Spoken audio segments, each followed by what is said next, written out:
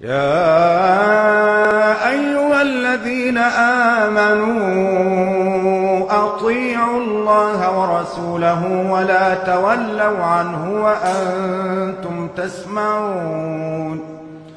ولا تكونوا كالذين قالوا سمعنا وهم لا يسمعون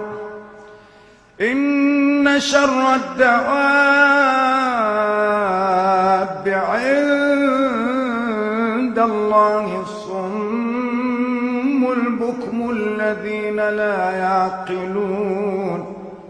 ولو علم الله فيهم خيرا لأسمعهم ولو أسمعهم لتولوا وهم معرضون يا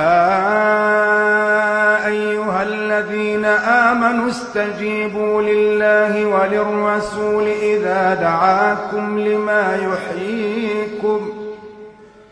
واعلموا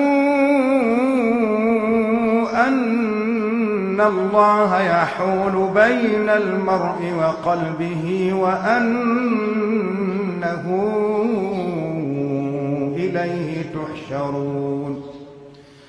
واتقوا فتنة لا تصيبن الذين ظلموا منكم خاصة واعلموا أن الله شديد العقاب واذكروا إذ أنتم قليل مستضعفون في الأرض واذكروا إذ أنتم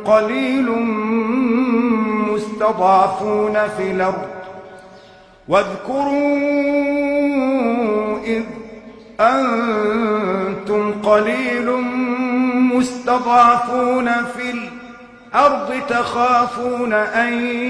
يتخطفكم الناس فآويكم وأيدكم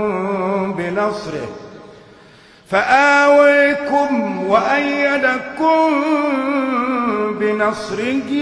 ورزقكم من الطيبات لعلكم تشكرون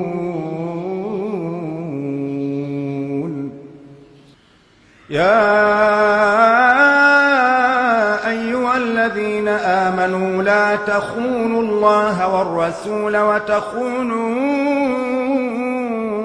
أماناتكم وأنتم تعلمون واعلموا أنما أموالكم وأولادكم فتنة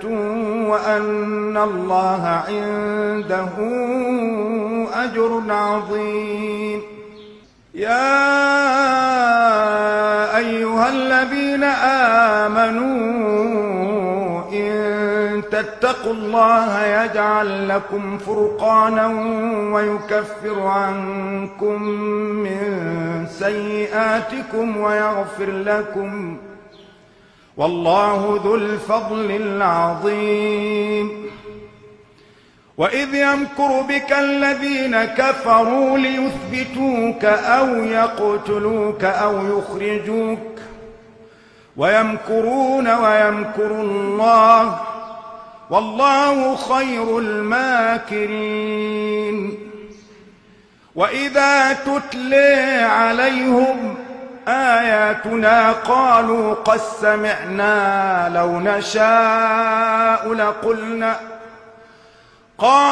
قد سمعنا لو نشاء لقلنا مثل هذا إن هذا إلا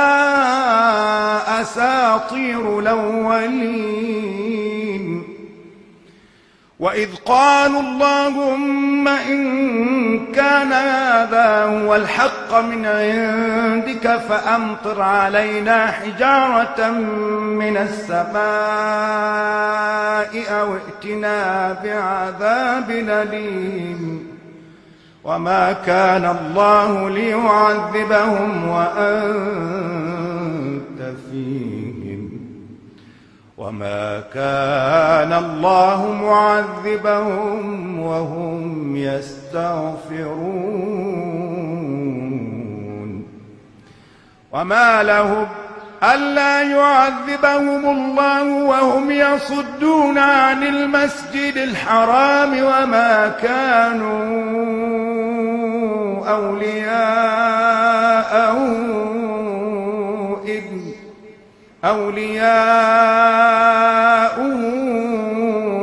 إلا المتقون ولكن أكثرهم لا يعلمون وما كان صلاتهم عند البيت إلا مكاء وتصدية فذوقوا العذاب بما كنتم تكفرون. الله أكبر.